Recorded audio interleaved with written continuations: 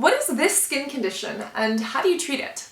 And hint, no, it's not a form of acne.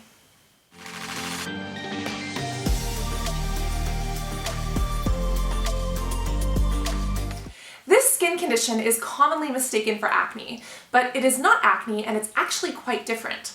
It can be confusing, however, because a lot of the characteristics are the same. This condition happens around the mouth and the nose, sometimes around the eyes. It is made up of these tiny little blisters that are usually red and pus-filled, and it can be itchy or even burn to the touch. It's usually very inflamed and it can be flaky or peely. It's not contagious, but like acne, it can be embarrassing and it can be painful. The weird thing is that if you put acne medications on this condition, it can actually make the condition worse. And someone who is suffering from this but doesn't know that it's not acne might actually be aggravating the condition and searching for acne help articles online when they're actually targeting the wrong problem. So if it's not acne, what is it? This is perioral dermatitis. Peri meaning around, oral meaning the mouth, and dermatitis relating to dermatitis. Dermatitis is a word that is used to classify certain skin conditions, usually that are inflammation-based. Eczema is a type of dermatitis. You might have heard of contact dermatitis or some of these other things as well. But perioral dermatitis is just that. It is an inflamed irritation and it happens around this area of the mouth and again sometimes kind of near the nose and near the eyes. So what are the causes of this? Here's the weird thing. Even though we know so much about acne and we know so much about the autoimmune causes of other dermatitis conditions, we don't actually know the cause of this condition. Some medical professionals think that it could be the fluoride that's actually found in toothpaste. Other people have noticed that steroid creams or cortisone creams can aggravate this. For some sufferers, it could be caused by using a moisturizer or a cream that is actually too heavy for their skin or contains certain chemicals. Or it could be an imbalance of the skin's natural bacteria. You know how we have gut bacteria? Well, guess what? Our face has a bacterial balance as well. And when that gets out of whack, it can do some pretty strange things. This condition might be one of them. It could be hormonal, especially related to birth control, and the actual UV rays from the sun could cause it, as well as extremely cold weather, which is why it might flare up for some people during the winter. So if you think you have this condition, what are you supposed to do? Or if you're just curious about this condition, how do other people treat it? Well, seeing a doctor is always recommended, but the Mayo Clinic actually states that this is a somewhat common disease, that around 200,000 people in the US get it regularly. Mayo Clinic also states that it's usually self-treatable.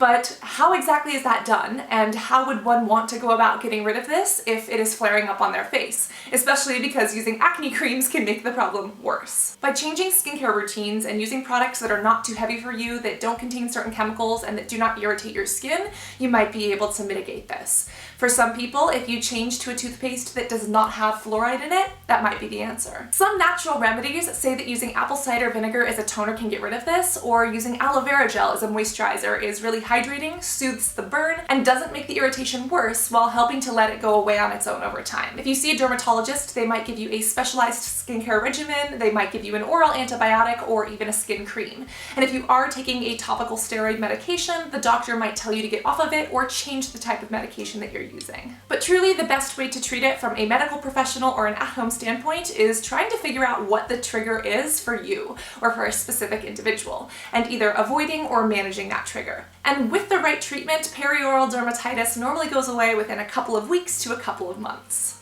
Acne is frustrating, and sometimes it feels like it'll never go away. But there are certain skin conditions that look a lot like acne. And seeing as that our skin is so complex, it can be very confusing. Especially in this case, trying to treat this as acne can actually make the condition worse. When it comes down to it, I believe that knowledge is power. Knowledge and understanding my skin, the biology of how it works, and the chemistry of my skincare products is how I was able to clear my own acne of 15 years. I hope this video sparks some curiosity, and if you think you have this, maybe it gives you something new to look into or to talk to a professional about. Or if you're just curious in general, I really hope that it opens up your mind. I'm so blessed to have YouTube as a platform, and this little community full of beautiful butterflies working to make the world better inside and out, who are open to exploring this curiosity, want to understand the answers to certain questions, and even dig to the bottom of some of the more uncomfortable stuff, whether it's physical or emotional. Thank you for taking the time to educate yourself today and to explore your curiosity with me.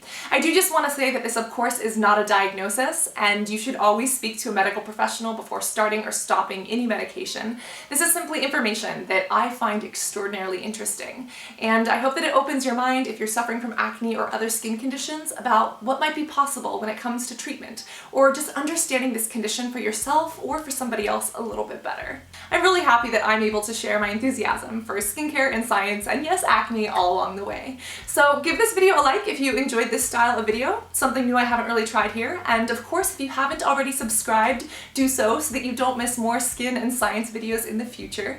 And as always, remember to be beautiful inside and out. I love you guys so much, and I can't wait to see you in the next video. Bye.